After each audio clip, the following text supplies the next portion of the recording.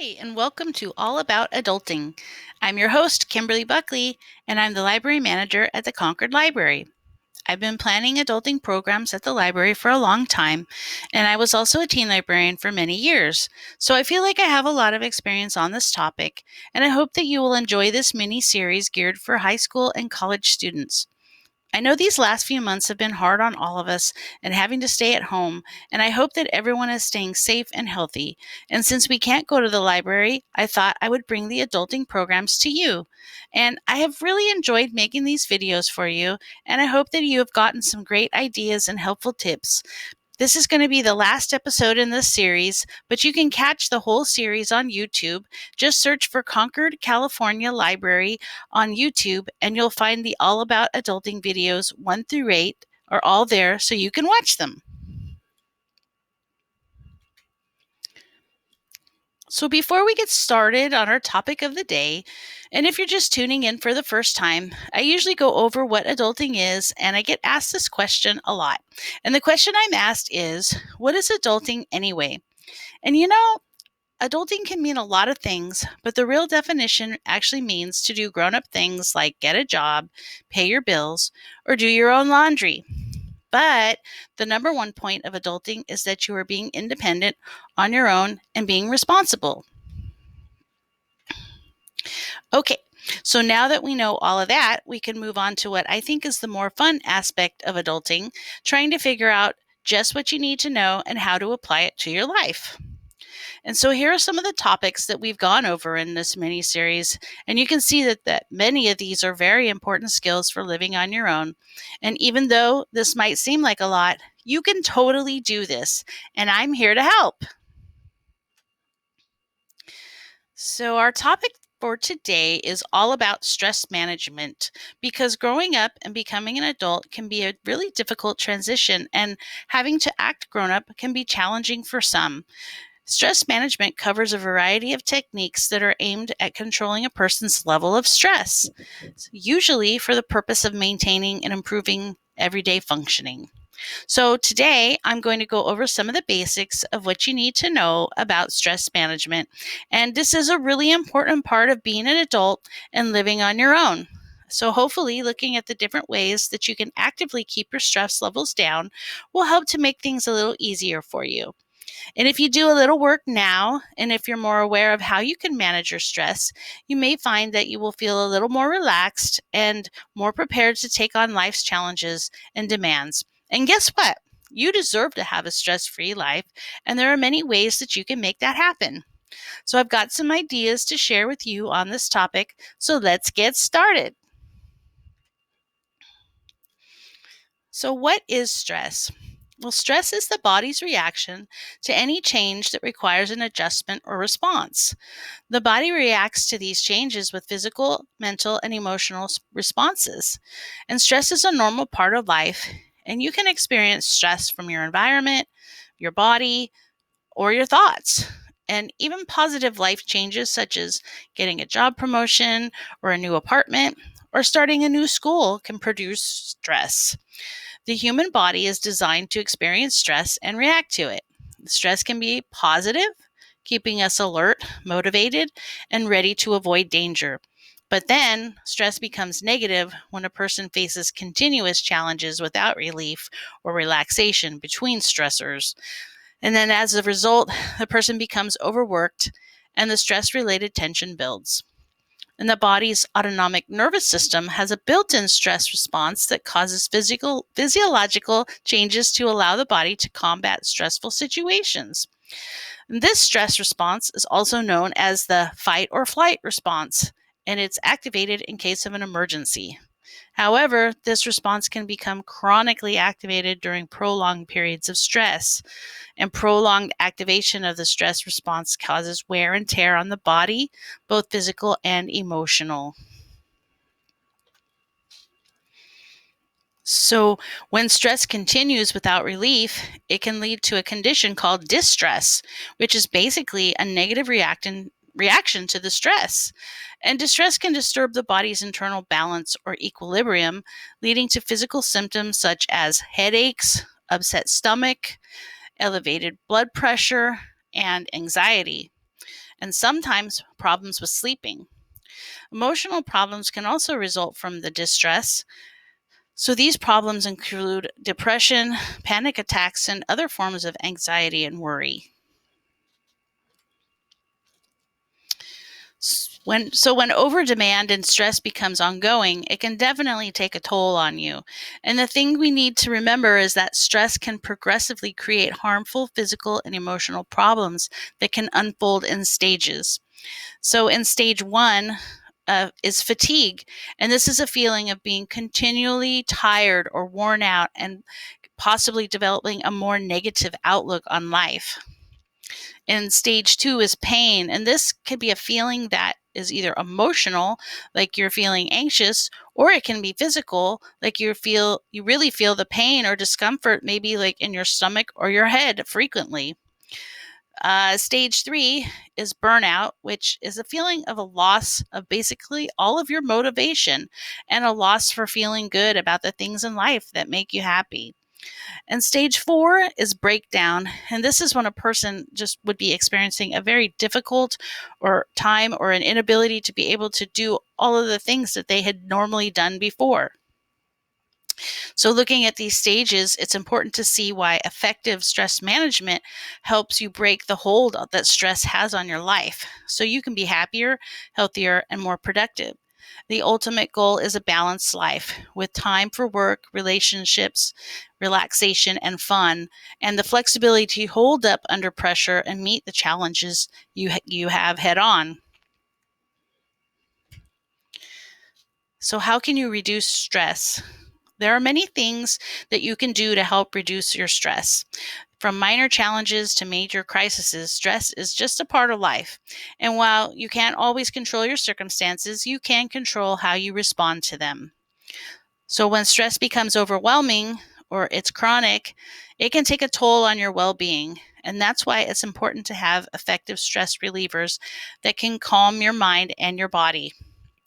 There isn't really a one size fits all option when it comes to stress relief. Sometimes what works for one person might not work for another. And what works for you at home might not be an option when you're at work or at school.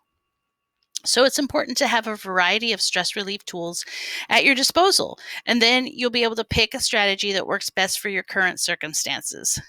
So some of the best short-term strategies that you would want could be performed anywhere, take very little practice to master. They're free and provide immediate relief. And some of those can be breathing, which is just focusing on your breath or changing the way that you breathe can make a big difference to your overall stress level. Breathing techniques can calm your body and your brain in just a few minutes. And the best news is no one around can even know that you're doing them. So whether you're in a stressful meeting or sitting in a crowded theater, breathing exercises could be a key to reducing your stress. Something else called guided imagery can help, and this is like taking a short vacation in your mind. It can involve imagining yourself being in your happy place, maybe picturing yourself sitting on a beach, listening to the waves, smelling the ocean, and feeling the warm sand underneath you. Meditation is something that can also help. It brings short-term stress relief as well as lasting stress management benefits. There are many different forms of meditation to try. Each one is unique and it brings its own appeal. You might develop a mantra that you repeat in your mind as you take slow, deep breaths, or you might take a few minutes to practice mindfulness, which involves being in the moment. Something else called progressive muscle relaxation involves relaxing all of your muscles in your body, group by group. To practice, you can start with a few deep breaths, then practice tightening and relaxing each muscle group, starting with your forehead and moving down to your toes. With practice, you'll learn to recognize tension and tightness in your muscles, and you'll be able to relax more easily. Each time you practice, however, you should experience a feeling of relaxation sweeping through your body. Exercise also is a fantastic stress reliever that can work in minutes. Taking a walk allows you to enjoy a change of scenery, which can get you into a different frame of mind and brings the benefits of exercise as well. So, whatever you just need to do, take a stroll to get a break from frustrating tasks, or you decide to go for a long walk in the park, walking is a simple but effective way to rejuvenate your mind and body. So, some tips to manage stress. It's really true. You can learn to manage stress and lead happier and a healthier life. And here are some tips that might help. Keep a positive attitude. Accept that there are events that you cannot control. Be assertive instead of aggressive. Assert your feelings, opinions, or beliefs instead of becoming angry, defensive, or passive. Eat healthy, well-balanced meals. Learn to manage your time more effectively. Set limits appropriately and say no to requests that would create excessive stress in your life. Make time for hobbies and interests. Get enough rest and sleep. Your body needs time to recover from stressful events. Seek out social support. Spend time with those you love. You should know that you can always seek treatment with other mental health professionals trained in stress management to learn healthy ways of dealing with the stress in your life. Some other things that you can try to do for your stress management is stay positive. So let me ask you a question. Are you a glass half empty or a half full sort of person? Well, studies have demonstrated that both can impact your physical and mental health, and that being a positive thinker is usually the better of the two. Other proven benefits of thinking positively include better quality of life, higher energy levels, better psychological and physical health, faster recovery from injury or illness, fewer colds, lower rates of depression, better stress management and coping skills, and a longer lifespan. Positive thinking isn't magic, and it won't make all of your problems disappear, but what it will do is make problems seem more manageable and help you approach hardships in a more positive and productive way. And if you focus on the good things, like challenging situations and obstacles are a part of life. So when you're faced with one, focus on the good things, no matter how small or seemingly insignificant they seem. If you look for it, you can always try and find the silver lining in every cloud. For example, if someone cancels plans, focus on how it frees up your time for you to catch up on something else that you wanted to do. Maybe you wanted to watch a TV show or do another activity that you enjoy. So, relaxation techniques are a great way to help with stress management. Relaxation isn't only about peace of mind or enjoying a hobby. Relaxation is a process that decreases the effects of stress on your mind and body. Relaxation techniques can help you cope with everyday stress and with stress-related issues that are various to health problems such as heart disease and pain. Whether your stress is spiraling out of control or you've already got it tamed, you can benefit from learning relaxation techniques. Learning basic relaxation techniques is easy and also often free or low cost. They pose little risk and can be done nearly anywhere. Explore these simple relaxation techniques and get started on de-stressing your life and improving your health. In general, relaxation techniques involve refocusing your attention on something calming and increasing awareness of your body. It doesn't matter which one you choose. What matters is that you try to practice it regularly to reap its benefits. So one that I wanted to talk to you about is visualization. And in this one, you would take a visual journey in your mind to a peaceful, calming place or situation. It's a lot like the guided imagery. So for visualization, you try to incorporate as many senses as you can, including smell, sight, sound, and touch. So if you imagine relaxing at the ocean, for instance, think about the smell of the salt water, the sound of the crashing waves, and the warmth of the sun on your body. Another one that's really cool is aromatherapy. And this is like a holistic healing treatment that uses natural plant extracts to promote health and well-being. And sometimes you might have hear it be called essential oil therapy, but aromatherapy uses aromatic essential oils, then they're medicinally used to improve the health of the body, mind, and spirit. It enhances both physical and emotional health. And water therapy, I wanted to include this one because I think that's really interesting that water is an activity such as like swimming. It stimulates the brain to release neurochemicals that make the body feel good. So reducing stress when you swim. And so when swimming, the added effect of the water moving over the body actually creates a relaxing sensation. So, as you try different relaxation techniques, you can become more aware of how it helps with stress. And once you know what the stress response feels like, you can make a conscious effort to practice a relaxation technique the moment you start to feel stressful. This can prevent stress from spiraling out of control.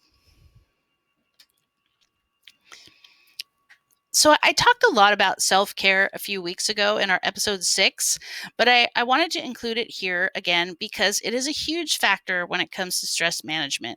Self-care is anything that you enjoy doing that helps make you happy and maintains your physical, mental, or emotional health. It's when you take the time to take care of yourself, and it can be simple everyday things like reading a book or going for a run, or it can be things like having a meal with your friends or doing a hobby or playing a sport. And self care helps you to deal with life's everyday pressures in a more positive and rewarding way. So, something else that can help is time management. And time management isn't easy. From the moment we get up in the morning and go about our day, we're subject to a million things happening that might interrupt us or derail our attention. And this is true for me. Mornings are the worst for me because I feel like I want to do so many things, but I just run out of time. Well, I have to say that what makes things worse is that time seems to get shorter and shorter the older you get. So remember when you were a kid and the days seemed long and endless? I remember that. But then you start moving into adulthood and everything seems to be moving at like breakneck speed. And so before you know it, the day is gone and you haven't finished all that you needed to get done. Not only that, there are loads more things that need to be done on the following day, and along with the stuff that you didn't get it done yesterday and today and tomorrow. Well, oh, wait, we aren't even at tomorrow yet. Well, here's a few types of things that could help with time management strategies, and this might help you. And so, one of the things is try to do this is avoid multitasking. It would seem to make sense that in order to get your daily list of things done and completed quickly, that you would benefit from working on multiple tasks at one time. But however, studies have shown that we actually lose productivity by constantly switching between one thing and another. And not only that, but the loss of focus can lead to mistakes that end up costing you even more time than if you had done it right the first time. Oh, maybe that's my problem. I'm constantly trying to multitask. Well, you should also schedule breaks. Many people subscribe to the thought that taking a break will slow down your progress. However, scheduling a break every now and then is a great thing, and I highly recommend it. It will help you rejuvenate your mind and allow you to focus better on your tasks. And not only can this lead to improved productivity, but you may actually cut down on those time consuming errors. Find out what consumes most of your time. For 1 week, try to keep a log that you write in every 15 minutes and see what consumes the most time during your average day. And doing this can allow you to see what needs to be worked on or eliminated and help you schedule your time better in the future. And remember to get help when necessary.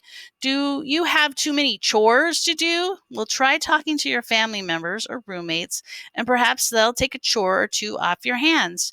Maybe there's something that you need to do that would be accomplished much quicker with the help of someone else. And don't be afraid to ask for help when you need it. So, staying organized. Well, is there something that you do every week? Taking a little extra time to organize what you need beforehand can save you more time in the long run.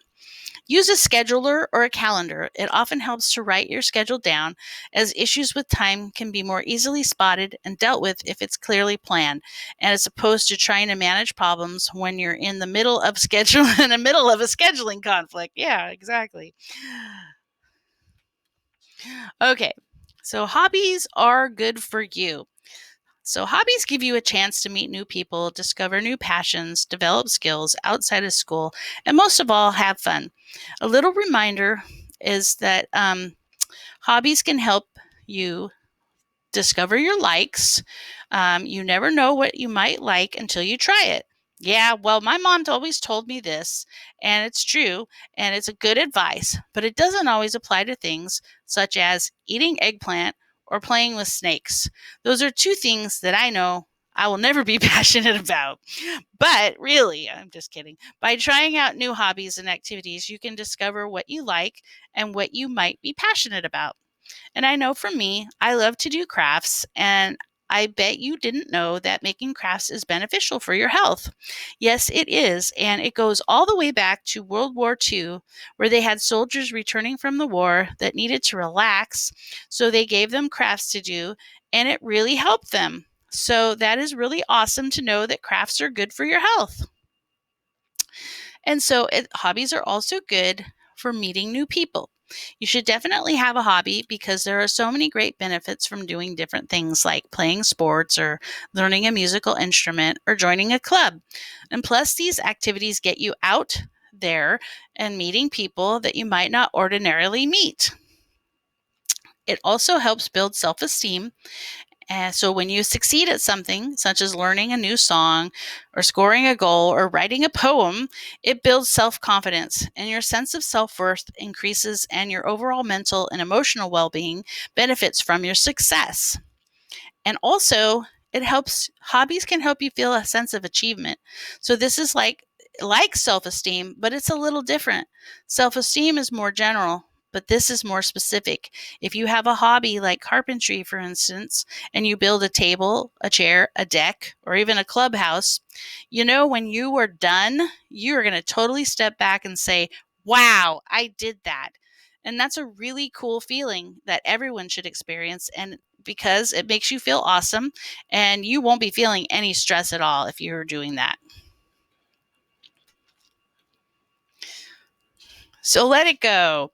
I really wanted to break out with that Frozen song and sing it for you, but I decided not to ruin that song, or maybe it might get stuck in your head. I don't know. So, anyway, let it go is all about letting go of control, or at least for some of us, just trying to let go. And it's true, many people hold on to control for dear life. They attach themselves to outcomes, they push for things to happen the way that they wanted them to happen, and they continually try to run the show. Well, in reality, the reality is that things go more smoothly when we allow things to just happen instead of making it happen. You know, let things just go with the flow. Well, this can be hard because when we are able to trust that we will be okay no matter what the circumstances are, we have to open up ourselves to all of the possibilities out there. So, these are possibilities that aren't there if we hold on to rigid control. Oftentimes, the path we so desperately want to be on is not the most valuable or productive one for us. Letting go of control means more joy, freedom, peace, connection, and support.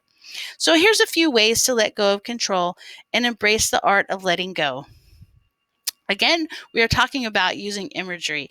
So when you notice yourself in the control mindset, imagine trying to climb to the steepest mountain there is. Think about the amount of energy, time, and headspace that is consumed with trying to climb the mountain.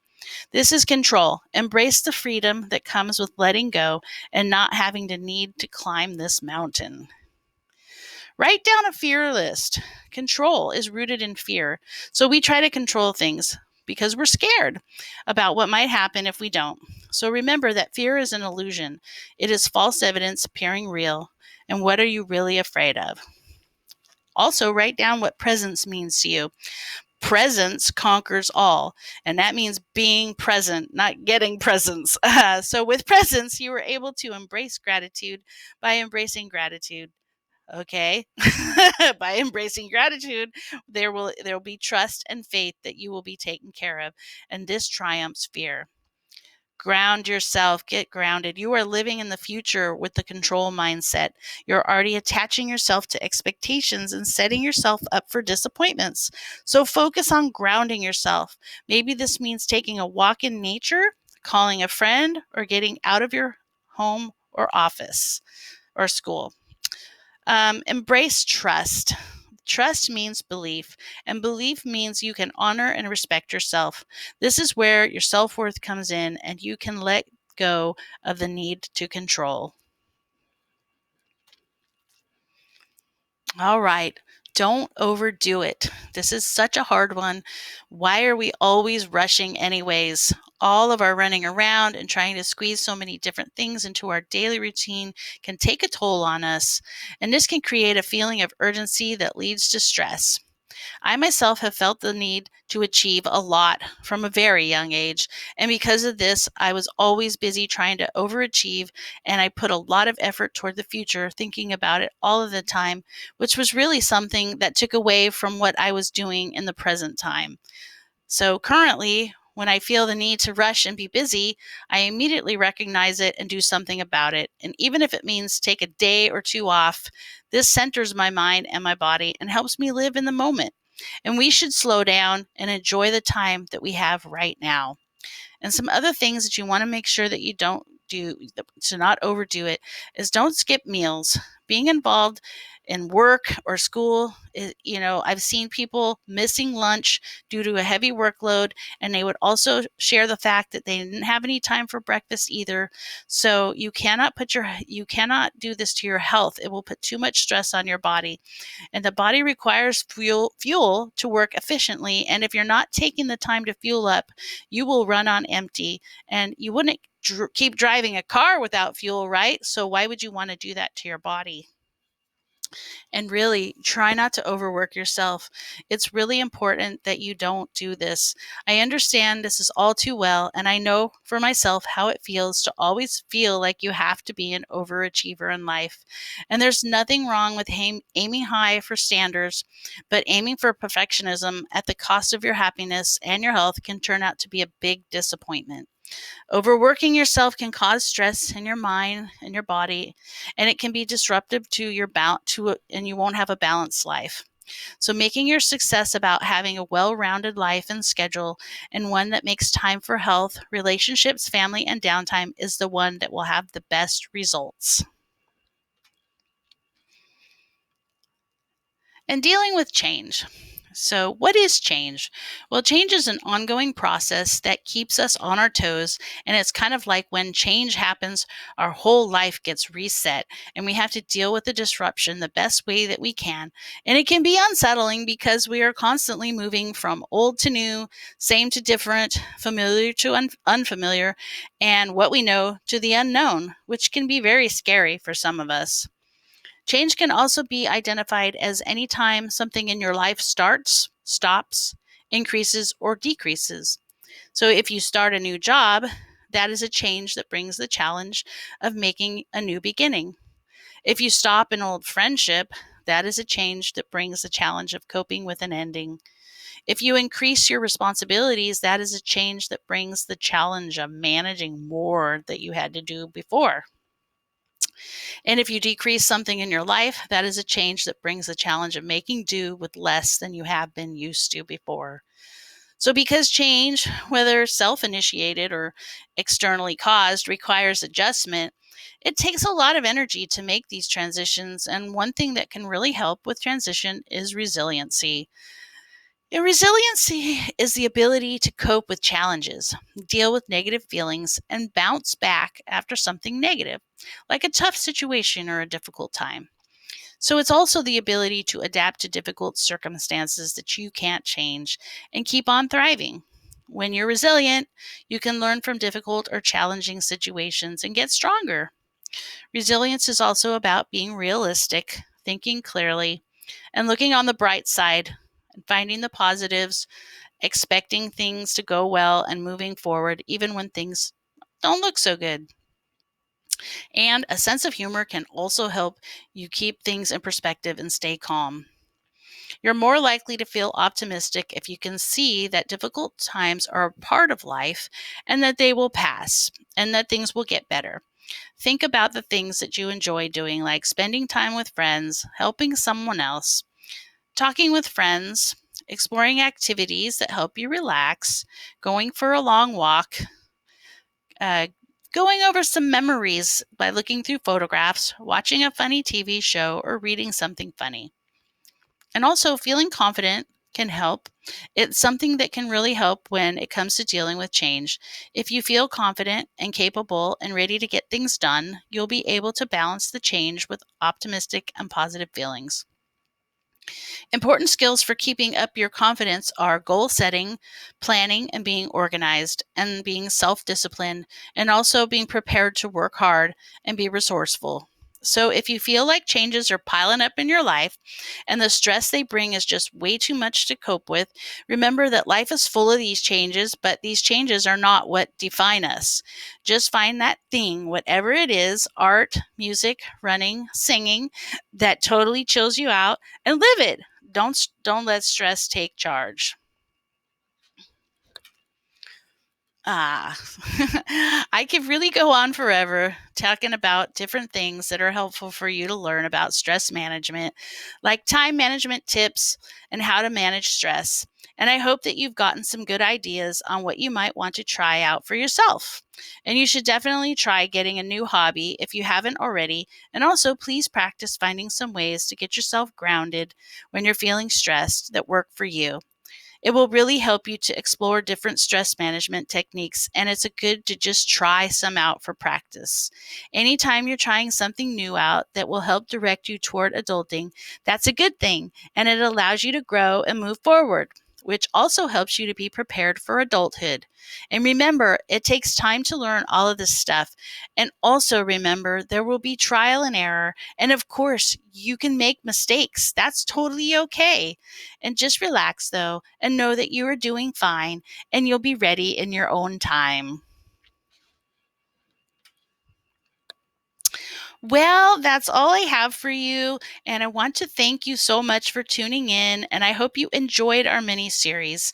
And if you have any questions at all or want to know more about adulting, I'd be more than happy to answer. I have my email address listed here in case you want to contact me. I'm Kimberly Buckley, and this has been all about adulting. And keep up the good work, everyone.